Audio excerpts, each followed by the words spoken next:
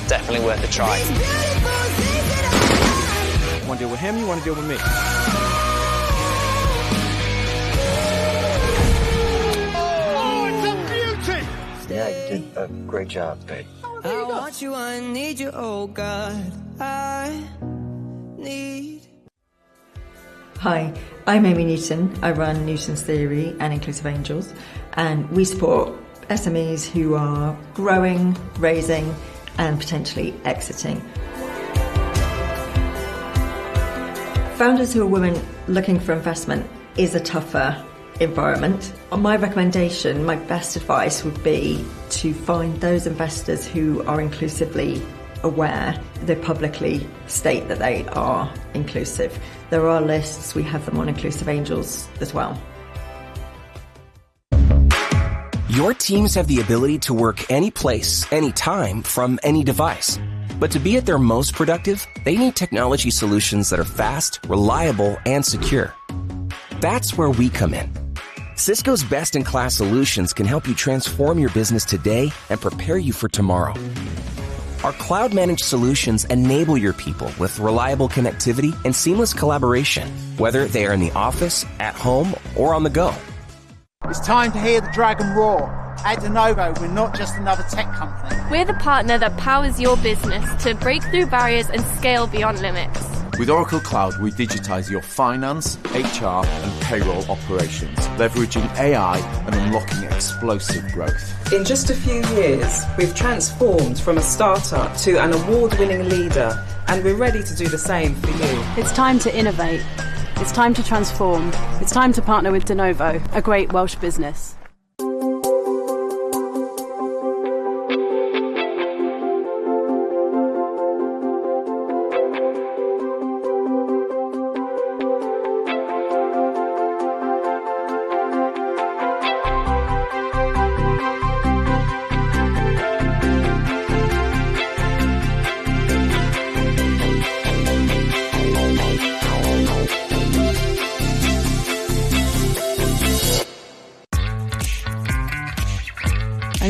Anyone know who Dave is? No? No? The biggest impact of getting Copilot is to increase the productivity and the creativity of their employees.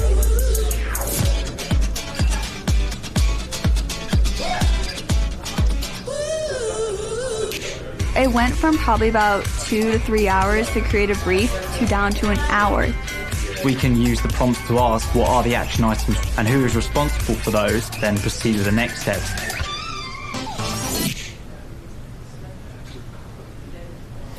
Good afternoon, everyone. Good afternoon, everyone in the room, everyone online as well. Pleased to see so many faces, some familiar faces in the room as well. My name's Dave Stubberfield from Carter Consultancy, and today I'm going to be talking to you about leveraging the power of a cup of tea for your business growth. So a bit of an analogy we're going to play on today. We'll come on to more about that in a minute, but I think everyone can agree that most businesses, regardless of vision, values, what they want to achieve, a good business wants to have good profit growth, delighted customers, and happy people. That's kind of the virtuous circle that we want to see. Often it leads to poor customer experience, poor legacy systems, inefficiencies built on inefficiencies, bad habits, behaviours. These are the things that kind of happen over time. They don't happen overnight, and it just becomes something that seems to become very, very difficult to untangle. So a bit of a background of what we do. We help businesses with those challenges. So over the last 3 years, we've helped businesses save over £7 million from reducing costs and making them more efficient. At the same time, we've increased customer retention by 29%, increased customer satisfaction by 32%, and 26% for employee engagement. Now, you might have seen in the news, there's a lot of reductions for a lot of big companies. I think BP was one of the ones I saw last. Thousands of jobs going, arguably to AI potentially, because there's lots of advancement in that area, rapid advancement. But sometimes a lot of people are quick to react on the back of that and go, okay, we need to chop some heads as well. But if you look at how good your processes are working, then you might have an ability to not reduce as many heads as you thought you might need to originally. So what the hell has this got to do with a cup of tea? I'll tell you. But before we get into that, cup of tea on the screen. Anyone from the audience in the room, can you see your cup of tea? Yeah, anyone would like to shout out what cup of tea is theirs? A4. A2. 1D, okay. Brilliant. A lot of variation. Anyone not see their cup of tea on there? Yeah, okay. Does this help? Okay. Okay, there we go. So, we're going to come on to that in a minute as well. So the answer to this is there is a lot of options for us as consumers in the market. Hands up, has anyone changed utility provider recently in the last couple of years? Yeah, a few hands. Anyone want to shout out how easy that was or is? What did you have to do? Use Switch. And they do it all for you, right? Well, yeah. Pretty much. All you have to do is send in your utility bill and generally someone takes care of the rest. So as a consumer, we've got more choice than ever before to make changes. So if we're annoyed by price hikes or customer experience or something, we can turn around and say, do you know what? I'm not happy with that. I'm voting with my feet. I'm going to move somewhere else. And it's quicker than ever. Again, social media. If you're unhappy with a business or an organization, you could go on to X, as it's now known, or some other social media platform and say, this company didn't do X, Y, Z, they didn't meet my expectations. That message can travel so fast, so quick, globally. So it could ruin a reputation in a matter of seconds. So companies are no longer in control of their brands nowadays. It lies in the hands of customers. So we're going to get onto that in a minute. But first, we're going to continue with a cup of tea. So we might have kettle, tea bag, mug, milk, sugar. Yeah, that's one process. Does anyone use a teapot? Hands up. Couple of hands, yeah. Teapot's going out of fashion, which is a real shame. Anyone put the milk in first? Oh, there's a couple of... Oh, there's a milk first there, okay. So it's not the wrong answer by any stretch, but a lot of people disagree, which is interesting. Okay. So, different flavour teas. We might have a choice, we might have a range, we might have green tea, peppermint. That's just two I can name off the top of my head. There could be more. Is there a specific one that you drink? Green tea, perfect. We might get the fancy mugs out and the fancy biscuits. We might have a range of milk we want to choose as well. I noticed outside there's oat and soya as well. So again, we're catering for a lot of needs nowadays. Anyone claim not to know how to make a cup of tea? I did when I first joined my corporate role as the apprentice. They turned around and said, Dave, can you make a cup of tea? I said, oh, sorry, I really don't know how. And that was that. Never made a cup of tea at work. So they fell for that one. You could get the fancy biscuits out as well. So there's lots of different ways. Ultimately, you end up with a cup of tea. So the process could vary, but there are going to be things that differ. Oh, sacrilege and heathen. So again, when someone said about putting the milk in first, someone said, you can't do that, that's sacrilege. I said to someone, I reboiled a kettle.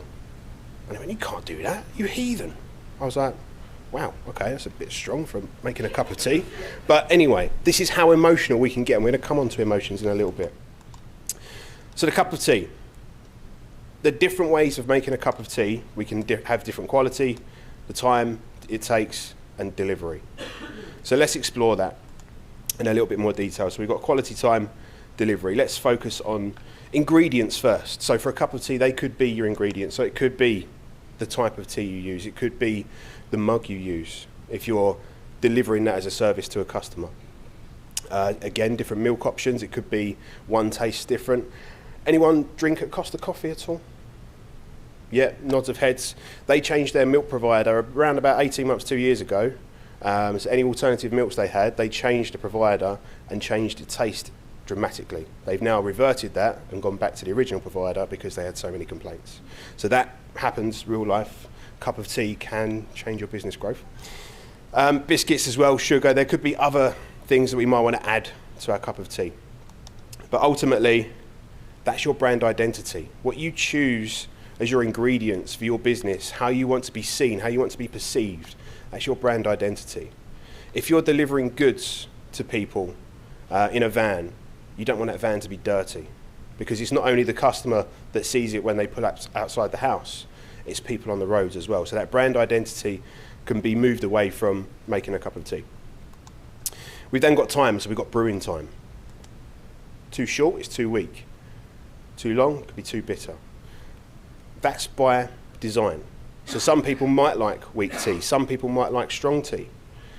If you're trying to produce mass amounts of tea, that's your widget that you're churning out, you want to make sure that you're getting that magic number. You're saying, right, okay, we're going to boil it to X amount of degrees, this is when we're going to deliver it, how we're going to deliver it, this is the brewing time, etc. That's our processes, our systems, how we do things. So making sure we do it consistently. I can guarantee you that we all make our cup of tea differently in this room. Such a simple process, but we will all do something very, very different. So how do we make sure that we have consistent processes in what we do and how we achieve different things? Then we've got delivery. So in this example, temperature. Some people like it warm enough that they can drink it straight away. Some people like it scalding hot and drink it straight away as well. Health and safety issue there if you ask me, but that's my opinion there. But that's employee engagement. If you've got brand identity and your processes and systems nailed, but you're missing that human element, that human touch, the brand can fall down there as well. So that customer experience piece is massive. So this is my transformation triumvirate. So what does this mean about a cup of tea? Well, I'll tell you. First of all, we've got continuous improvement as a methodology. There could be other things like Agile, there could be DevOps, DevSecOps, ITIL, you name it. There are so many methodologies out there, but for me, fundamentally, you need continuous improvement to build upon. Then we have customer experience, then we have change management. If we've got an organisation that's looking to improve something, all three of these come into play. You might be trying to continually improve, but if you don't manage change well in the organisation and you're not thinking about the customers, that change could fall foul and go wrong. So for those that don't know, continuous improvement is the method of identifying and analysing, improving existing processes, getting together as a team, bringing that knowledge together. So if we were to do a workshop about how to make a cup of tea, there'd be lots of different ways of doing it. Again, we'd end up with that outcome of making a cup of tea. Customer experience is really interesting because this is the overall perception of what your customers think. We can't define what our customer experience looks like. That's defined for us, but what we can do is try to design it and try to implement ways to improve that and being proactive. And then change management is the processes of planning and implementing and monitoring changes in a business. It could be organisationally, it could be changes to processes, it could be we need to introduce something new like reward and recognition potentially. How do we do that? How do we make sure that change sticks? So there's some free definitions for you very, very briefly. How do we do it? Strategy deployment. So you start at the very, very top. That customer-centric vision. Where do we want to go? What do we want to achieve? Should that be set by the senior leadership or should that be done by everyone in the organisation? For me, it's everyone. If you've got the ability to do that, fantastic. If not, we want that vision to say, this is where we're going as an organisation. From there, we want to have that performance dialogue. How are we performing? What are we doing today? How far away are we from that vision? What do we need to obtain? Is it data? Do we need to acquire something? Is it a tool, a system? Do we need to develop new processes? Then we go into the problem solving piece. That's where we add the real value. So rather than jumping straight into solution mode, we step back and we go, okay, where do we want to be? What do we want to do? And then how do we get there? Hopefully that then gives us this world-class organisation where we've got everything working for us. We've got a truly top-down, bottom-up, end-to-end organisation that is doing the right thing for the right reason. Specifically customer experience. So this is the model I use for customer experience. So we're going to start with brand identity. We've mentioned it a little bit there. It's what the organisation stands for, its values, how it's delivering its promise to its customers daily. Not just once, but daily, so that that customer becomes loyal and becomes an advocate. Employee engagement, we've mentioned a little bit as well. For me, the key word there is empowerment.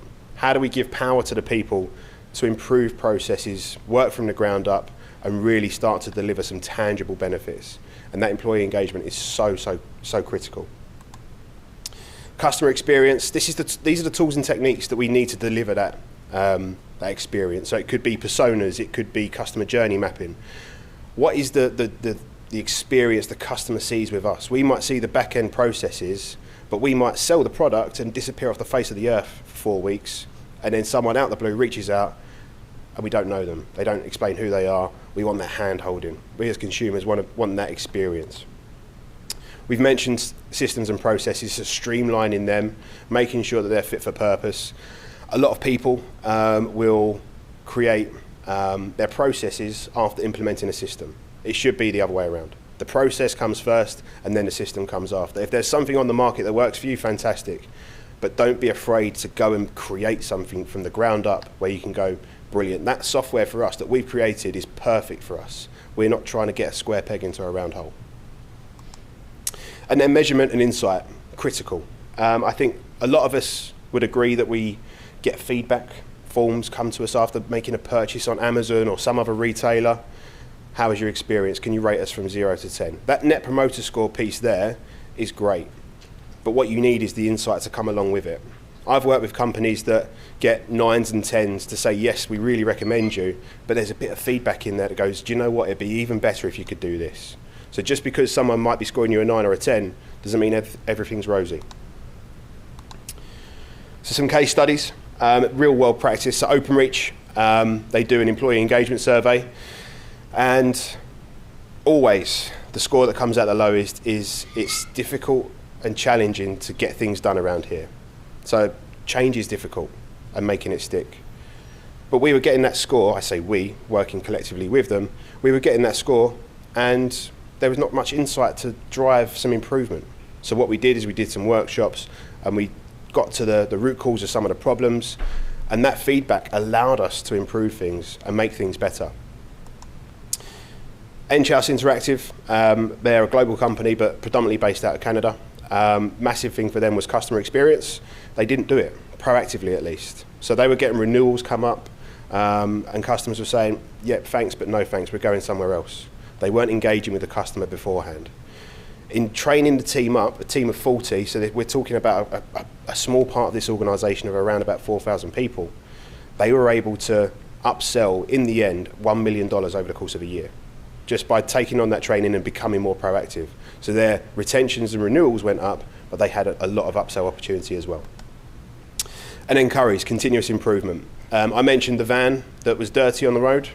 This is a real life example. So some work we did with Currys. Health and safety there decided that jet washes were kind of too much of a risk. We should take them away. We might contract that out.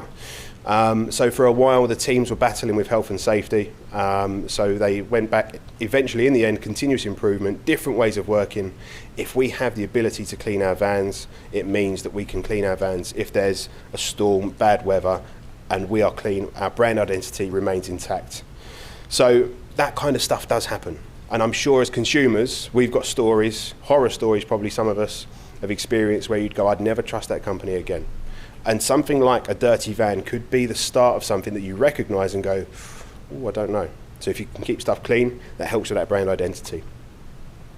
So this is the transformation triumvirate again, but this time we're calling it a triangle of truth. So we've spoken about how 3 are intrinsically linked, but there's a key word that links them all together, and we've spoken about it, it's emotion.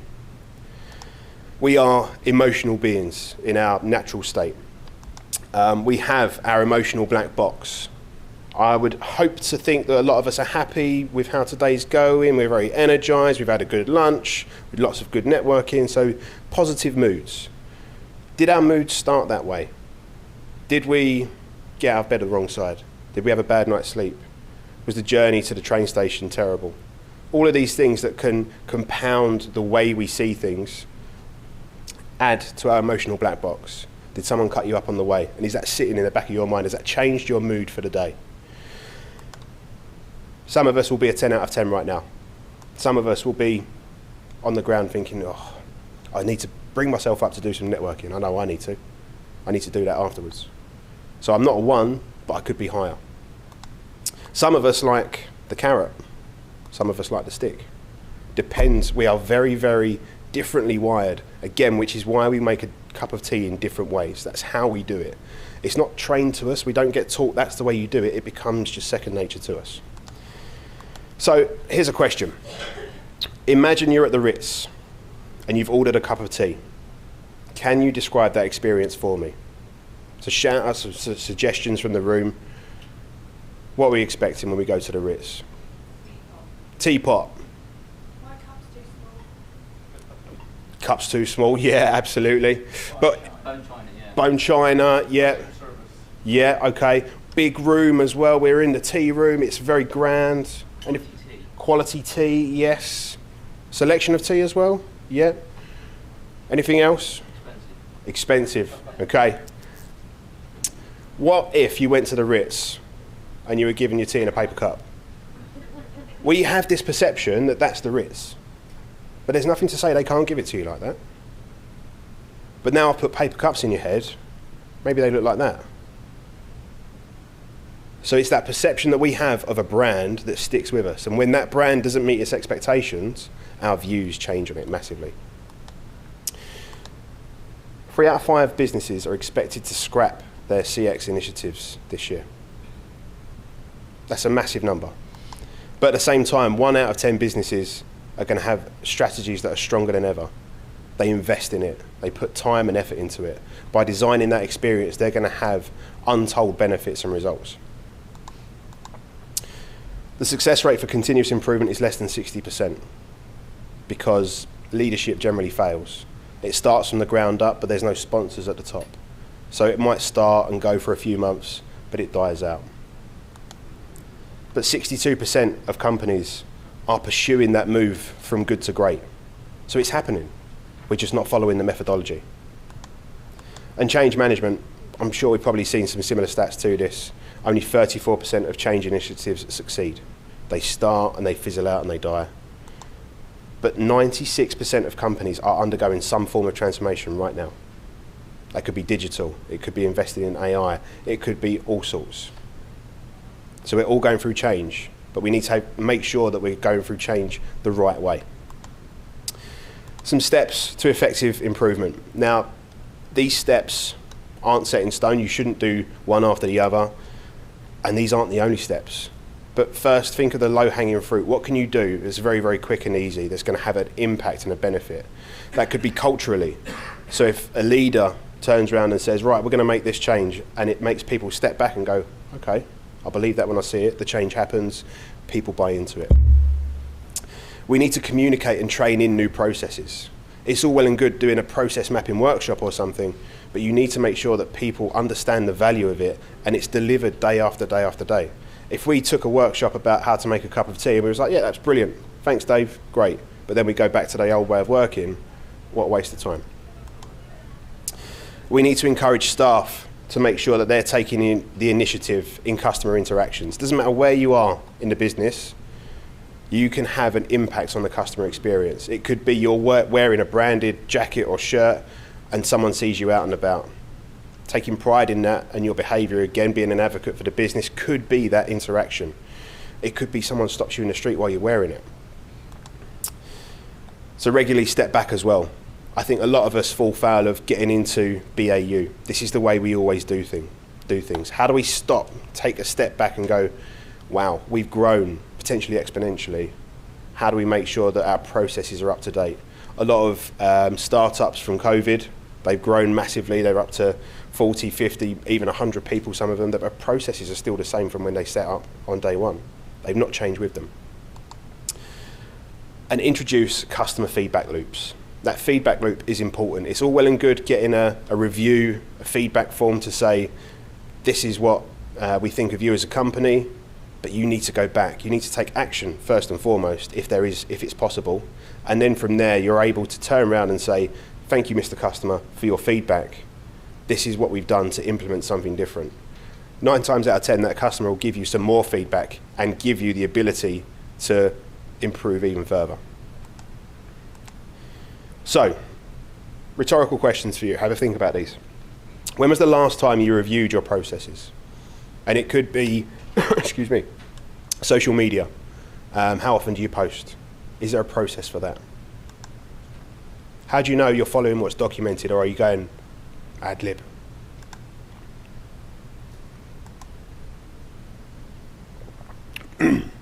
What are your measures of success? What are your KPIs? Do they describe the performance of the business? Excuse me.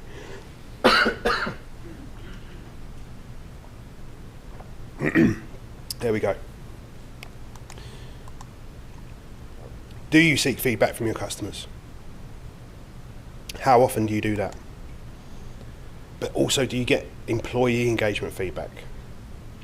That OpenReach example I gave you, does that give you the insight you need? Does that happen quarterly, 6 monthly, yearly? Does it happen at all? Have you got a vision? Have you got business values? These things need to be in place so that people can buy into that. Gen Z now, they're the ones, excuse me, they're the ones that are voting with their feet. Yes, the paycheck is lovely, but they're the ones that, if the company values don't align with theirs, they walk. They go and find someone that does. Those values are so important. And how do you measure how successful all of these are? And more. This isn't a definitive list. These are just a few.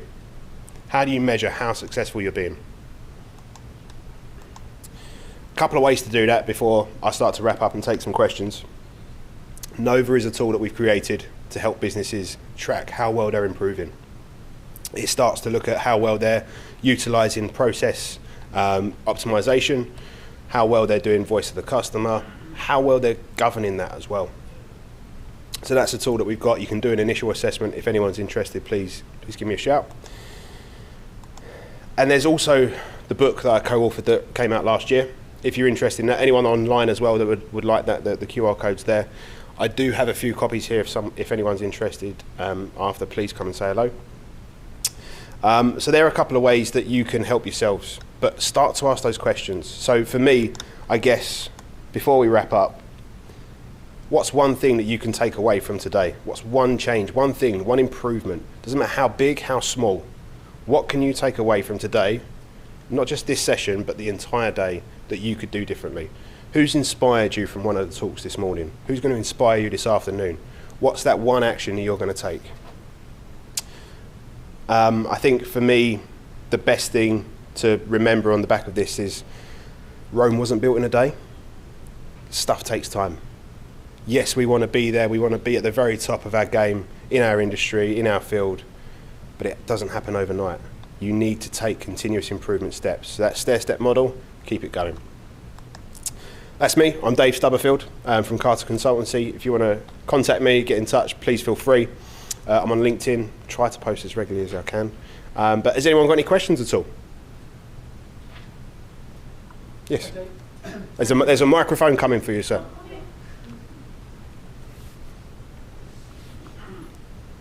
Like you, I work with other businesses to improve systems. What's the biggest kickback you get, the resistance part from the top? Because it obviously comes down to implementation, so I'm just interested in that. I would say a lot of it comes down to cost. A lot of it comes down to cost. I won't name the firm, but there was a firm I was potentially going to be working with last year that were churning $20 million. And I think the proposal I put to them over a course of 18 months, 2 years, was 200 grand. And they said it's too expensive. And that's recurring revenue they're losing. So getting that mindset right, I think, is one. And seeing the ambition of business leaders and owners to say, we need to make change happen. That's one. I'd say the second one is leaders actually putting their money where their mouth is, and leading by example. How can they go down to the guys on the shop floor, on the ground, and say, how are you getting on? Is there anything I can do to help? What are the blockers that I can help get rid of? When people see that happen, that's when real change happens. And that's, again, unfortunately, something that doesn't happen quite as often as I would like to personally. Any other questions at all?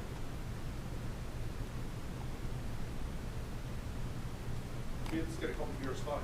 Yes, absolutely. We can get a copy of the slides. That's no problem at all.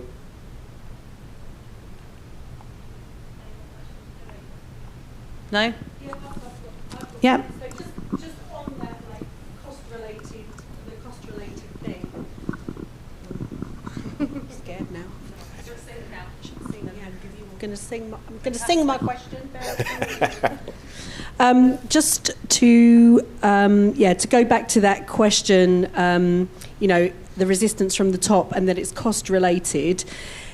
How do you have a conversation around that so that you're not wasting your time up front producing everything? Because there's money that goes into every single quote or proposal that you draw up. Yep. How do you ensure that you reduce the number of times that you get rejected on cost? Great question. And I think the answer to that really lies in the case studies and the examples you can bring to life. It's those intangible benefits sometimes that you can say that come to life because it just happens. It could be culturally. You can't necessarily put a figure on that, a number on it, a cost saving. It just brings people together. So ultimately you could look at potentially employee retention after a year, 2 years, 3 years. But you need that data over a period of time. For the business leader and owner there and then, it's kind of seeing, okay, if I invest in Dave and everyone else, what am I going to get for that? And I think bringing to life those stories even is a great way of doing that. And I think you're right that the pre-work that goes into that is often unaccounted for by the people we might be proposing to. So trying to make them aware of that and the success we've had, but also outlining some of the challenges as well, right? If we don't do this, what's the cost of not doing this? What's the impact if we don't do anything? So bringing that to life as well is really key. Any more questions in the room? No, we've got a couple online. Cool. So can continuous improvement help businesses of all sizes? Absolutely, yeah. It doesn't matter if you're a one-man band. You could be an organisation of hundreds of thousands. You can start small. You could start with a select number of people in a large company. But you could take a one-man band and go, right, okay, what are the tasks, what are the things I do day to day, the processes I do? Again, I mentioned social media. It could be marketing, it could be sales, it could be actually executing what you do on a daily basis. Having those processes documented allows you to then start to go, okay, I don't specifically like the sales, marketing, lead gen stuff potentially. Who can I outsource that to? There's a process there ready to go. As long as you're happy with that's what you want to achieve, you can then drag and drop, rinse and repeat essentially. So organisations of all sizes can do continuous improvement, absolutely. Can I just say something on that?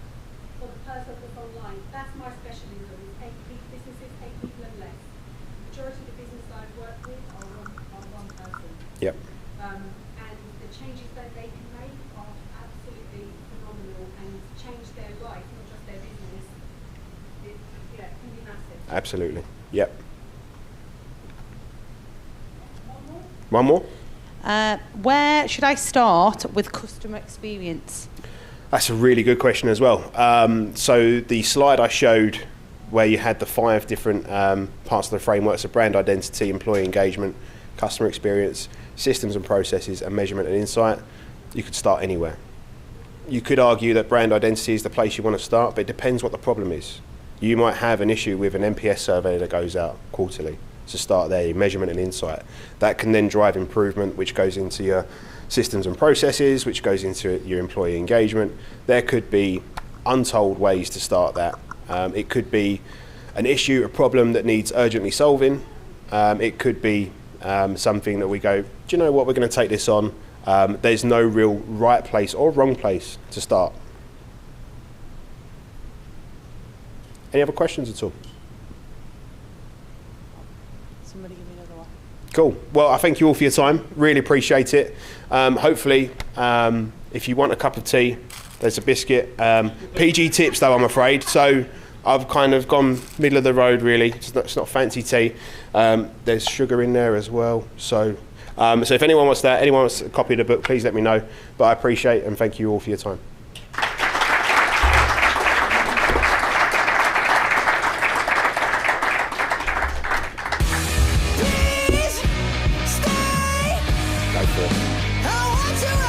Go. that's definitely worth a try. You want to deal with him, you want to deal with me? Oh, it's a beauty! Yeah, you did a great job, babe. I want you, I need you, oh God, I need. Hi, I'm Amy Newton. I run Newton's Theory and Inclusive Angels, and we support SMEs who are growing, raising, and potentially exiting. Founders who are women looking for investment is a tougher environment. My recommendation, my best advice would be to find those investors who are inclusively aware. They publicly state that they are inclusive. There are lists, we have them on Inclusive Angels as well. Your teams have the ability to work any place, anytime, from any device. But to be at their most productive, they need technology solutions that are fast, reliable, and secure. That's where we come in. Cisco's best-in-class solutions can help you transform your business today and prepare you for tomorrow. Our cloud-managed solutions enable your people with reliable connectivity and seamless collaboration, whether they are in the office, at home, or on the go. It's time to hear the dragon roar. At De Novo, we're not just another tech company. We're the partner that powers your business to break through barriers and scale beyond limits. With Oracle Cloud, we digitize your finance, HR, and payroll operations, leveraging AI and unlocking explosive growth. In just a few years, we've transformed from a startup to an award-winning leader, and we're ready to do the same for you. It's time to innovate. It's time to transform. It's time to partner with De Novo, a great Welsh business.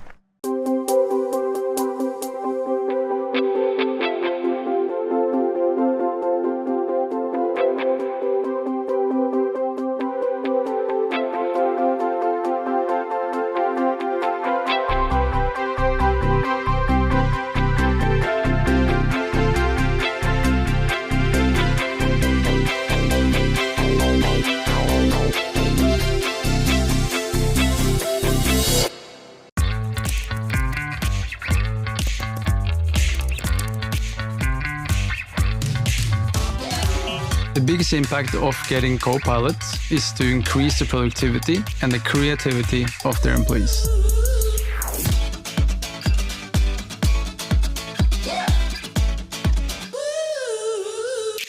It went from probably about 2 to 3 hours to create a brief to down to an hour. We can use the prompts to ask what are the action items and who is responsible for those, then proceed to the next steps.